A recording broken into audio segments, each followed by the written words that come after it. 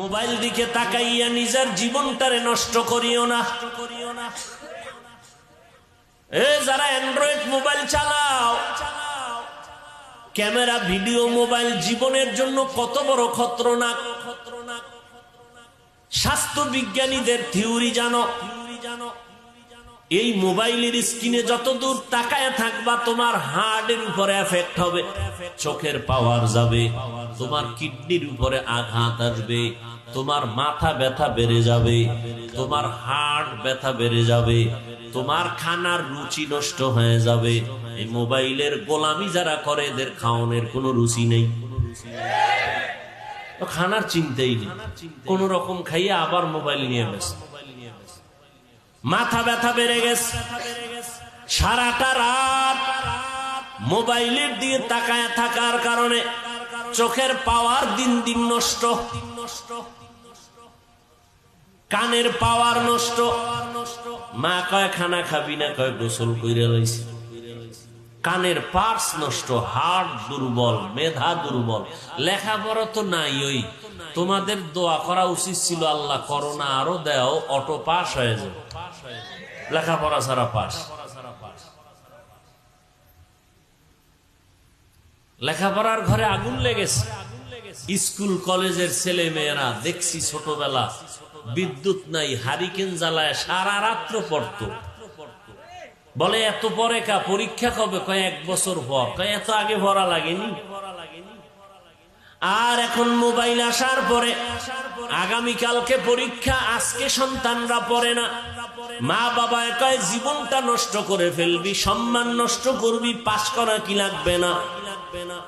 বইটা নিয়ে বইসা 10 মিনিট পরে কয় মা পারতেছি না, মাথা ব্যথা করতেছে, বুক ব্যথা করতেছে। তাড়াতাড়ি নকলের ব্যবস্থা করে দাও, না হয় নাম্বার উঠানো যাবে না। এরে আল্লাহর গোলাম, আল্লাহ আসরের শপথ করে বলেন সব মানুষ জাহান্নামে যাবে, 4 গুণালা মানুষ জান্নাতে যাবে। প্রথম গুণ ঈমান, দ্বিতীয় গুণ নেক আমল। এই প্রথম 2 গুণের হক আমার আল্লাহর। যারা ঈমান আনছেন, নেক আমল করছেন, আপনারা আল্লাহর হক আদায় করেছেন মাত্র। বাকি বান্দার হক আছে আরো 2টা। 1 নাম্বার, ঈমান আমলের দাওয়াত অন্যকে দাও। 2 নাম্বার গুণ হলো ঈমান আমলের বিরোধিতা যারা করবে তাদেরকে বাধা দাও। অতএব যারা আল্লাহ মানেন, নবী মানেন, কোরআন মানেন, হাদিস মানেন, নামাজ পড়েন, পর্দা করেন, মাত্র 2 গুণ মাত্র আদায় হলো। আরো 2 গুণ আছে বান্দার হক। আল্লাহর হক কমায়া দিলে আল্লাহ মাফ করবেন, বান্দার হক আদায় না করলে আল্লাহ মাফ করবেন না, বান্দাকে মাফ করতে হবে।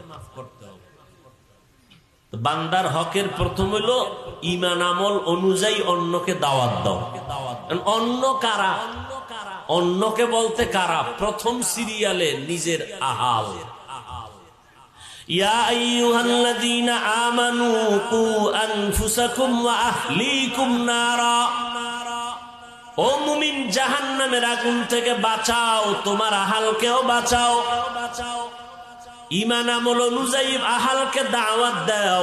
মা বাবার জন্য আহাল হলো সন্তান, স্বামীর জন্য আহাল হলো স্ত্রী, আলেম ওলামাদের আহাল হলো উম্মত, ইমাম সাহেবের আহাল হলো মুসল্লি, মেম্বার চেয়ারম্যানের আহাল হলো ইউনিয়নের মানুষ, সরকারের আহাল হলো জনগণ, ওলামায়ে কেরামের আহাল হলো গোটা দুনিয়ার মানুষ। আব্বা আম্মা সন্তানের দাওয়াত দাও, স্বামী বেচারা স্ত্রীকে ঈমান আমলের দাওয়াত দাও, ভাই ভাইকে দাওয়াত দাও, ইমাম সাহেব মুসল্লিদের দাওয়াত দাও, যার যার আহালের দাওয়াত দাও। 1 নাম্বার, আহালকে দাওয়াত দাও। ও মা বাবা, সন্তানের নামাজি বানাও, সন্তানের 7 বছর বয়সে নামাজের মুসাল্লায় দাঁড় করাও। বয়স যখন 10 বছর হবে তখন নামাজ না পড়লে শাসন করিয়া হলেও নামাজের মুসাল্লায় দাঁড় করাও। কারণ কিয়ামতের দিন সন্তানের কারণে বহু মা বাবার হাতে জাহান্নামের হ্যান্ডকাপ লেগে যাবে। সন্তানকে আল্লাহ বলবেন নামাজ পড়ছো, পড়ি নাই। রোজা রেখেছো, রাখি নাই। কেন? রব্বানা ইন্না আতা